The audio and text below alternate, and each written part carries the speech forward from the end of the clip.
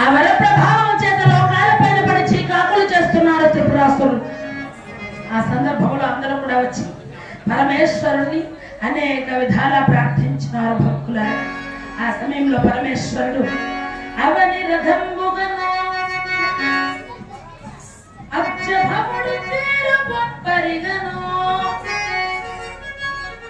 అవని రథంబుగను అబ్జభముడు చేరుపరిగను అష్టదిక్పాలకులను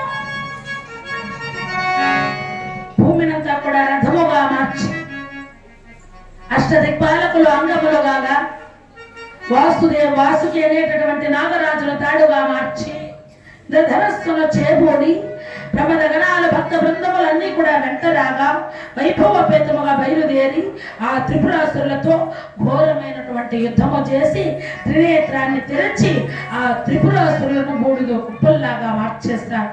3 బూడిద కుప్పల్లాగా మార్చి లోక కంటములైన వారిని వధించి లోకాలకు శాంతిని చేకూర్చినారు. మామా, ఇది కథ బాగుందా? బాగుంది అల్లుడు. ఈ కథ ఇప్పుడు నాకు ఎందుకు చెప్పావు నాయన అన్నాడు.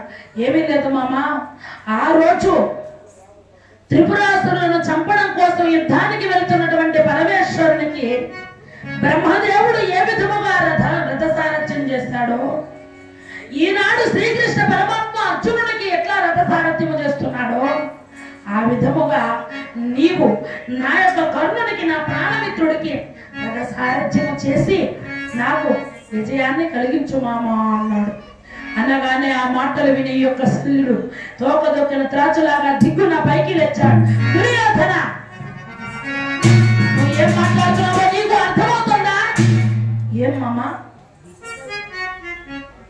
యుద్ధాలు చేయడమో, బాణాలు వేయడమో, ధర పరంపరలు గురించడమో ఇవన్నీ కూడా సుక్షత్రియులైనటువంటి రాజులు చేయవలసినటువంటి పని. గుర్రాలు మేపడము, రథాలు తోలడము, గుర్రాలు అతి విరిగిపోతే ఈ రథాలను బాగు చేయడము ఇవన్నీ కూడా సూతులు చేయవలసినటువంటి పని. నువ్వేం చేస్తున్నావు? సుక్షత్రియ సంజాతుడైనటువంటి నన్నేమో రథం తోలమంటున్నావు, రథము ద్వారా గుర్రములను మేపవలసినటువంటి ఈ సూతుడనేమో యుద్ధం చేయమంటున్నావు.